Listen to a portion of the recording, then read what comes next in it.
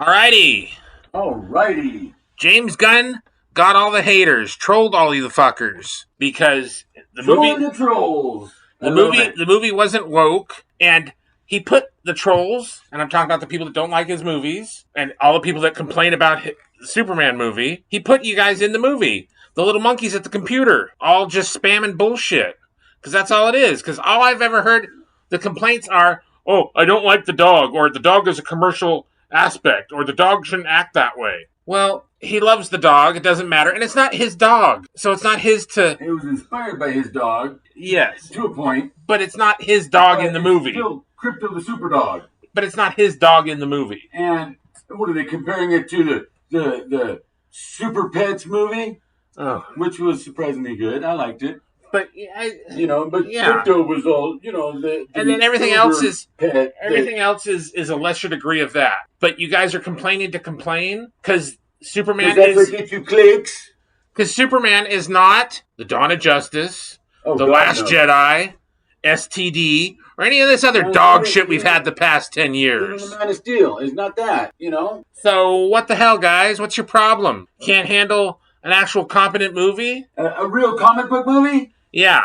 A real comic book movie is what that was. I loved it. I loved how DC it was. Yeah. It felt like I was sitting in the DC universe for the first time on the big screen with all of the stuff that we've had. And it looks like it could have come right out of the Justice League, the Bruce Timm stuff. Yeah, and it could dovetail into a whole bunch of other stuff. And yes, Lex Luthor has a personal problem with Superman. I mean, this is the pre-Justice League, part of the continuity, obviously, because they call themselves Justice Gang. But they have a Hall of Justice, which is probably a holdover from the Justice Society. And we might even see some elements that we got from Stargirl. And I think all the negative stuff about James Gunn is leftover Twitter bullshit, and the fact that people don't like Zasloff. Because Zasloff fired somebody in Hollywood, which you're not supposed to do. Oh, no, man. The thing is, nobody who's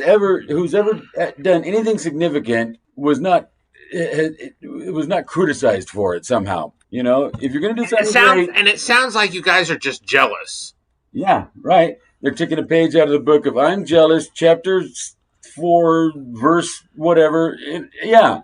Yeah, because if there's an actual... Because he's really successful and really doing a good job, and you just can't stand it. Because I don't like Superman as a character. I have the comic books, The Death of Superman, The Dark Knight Returns, and All-Star Superman turned it around for me. I actually read the whole series and liked it. And I'm like, Superman and Grant Morrison, no thanks. But I knew enough about the history of Superman. Right. That I was like, oh, okay, this is cool. I'm more well versed in my Superman because I grew up with it. I grew up with reruns of the George Reeves series on TV. I grew up with a whole bunch of Fleischer cartoons. I didn't see the Fleischer cartoons until I was in my mid-20s. Wow. When they were available on video.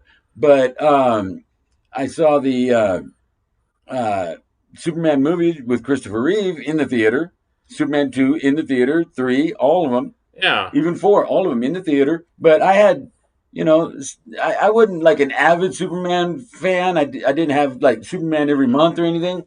But I had quite a few books, Superman family books with reprints in them and other reprint edition things from the golden age of the 40s. And, yeah. So if you're going to complain about Superman, come at me with something good. It's not the fucking dog or... No. Not something stupid, or Lex Luthor isn't mean enough, or, Lex Luthor seems to have a problem with Superman. Well, yeah, because in the comic books, he was first pissed off at Superman because he lost his hair. Yeah, somehow or other, Superman, whatever their caper was, resulted in him losing his hair. So he had a personal thing against Superman, but it's deeper than that. And there was no politics in the movie, so get over it. No, the politics in the movie were part of the story but there wasn't any politics but it wasn't like political messaging. Yes. Like that. It was just there was a political issue going on between these two countries that were fictional countries that didn't have anything to do with And if you see our parallels, current political if you see climate. parallels with Ukraine or Russia or the Orange Man and the Captain fucking Hillary and the fucking Obama and the fucking goddamn Kamala, then you guys are Then fucking you need to pull your head out of your ass and go touch some grass or some other bullshit like that. Right. Because you are looking way too far into nothing. No, that's reaching. It is. Fuck. You're seeing it because you're looking for it there. You're looking at a fucking Rorschach test. That's all you're doing. Yeah, it's a reflection of your problems. Right. You're seeing it because you wanted to. And no, it's not like that at all. Fuck, it's like listening to Lore Reloaded. Every fucking thing about Superman. Yeah. Mm-hmm. So anyway, tell us what you think. And if you don't like Superman, you don't like the movie, tell us why. One more thing before I'm done. The thing about all these supporting characters, they're saying things like, "Who's ever heard of these people before?" What you have now? We have. I knew who Guy Gardner was. I knew Hot Girl. I knew all of them. Hot Girl, Mr. Terrific, all of them.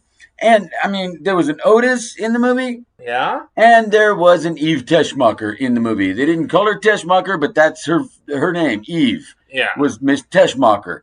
And they worked those into the movie in a way that worked. So, he got something in that you guys couldn't get on the computer and find out readily, or if you could, you were too lazy to. And I think, well, we're done. Yeah. All right. Bye-bye. Like, share, subscribe.